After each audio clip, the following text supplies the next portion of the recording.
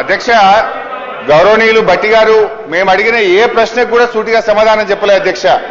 ఇప్పుడు మానవీయ కోణము అనేటువంటిది భట్టి గారి మాటల్లో కనబడుతుంది తప్ప చేతల్లో ఎక్కడ కనబడతలేదు అధ్యక్ష.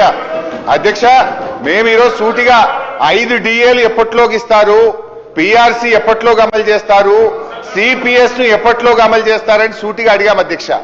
వారు ఎంతసేపు గత ప్రభుత్వం మీ గవర్నమెంట్ వచ్చి 2.5 ఏళ్ల తర్వాత కూడా ఇంకా గత ప్రభుత్వం మీదనే పడి ఏడుస్తారు అధ్యక్ష.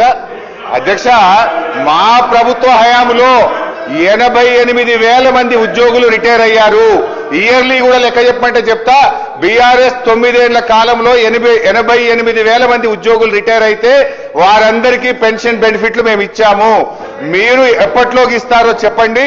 సో ఈ ప్రభుత్వం పెన్షన్ బెనిఫిట్లు రిటైర్డ్ ఉద్యోగులకు ఇవ్వడం పట్ల, PRC DA విషయంలో, CPS విషయంలో ఉద్యోగుల పట్ల మోసపూరిత వైఖరికి నిరసనగా బీఆర్ఎస్ పార్టీ తరఫున తీవ్రమైన నిరసన తెలియజేస్తూ వాకౌట్ చేస్తున్నాం అధ్యక్ష.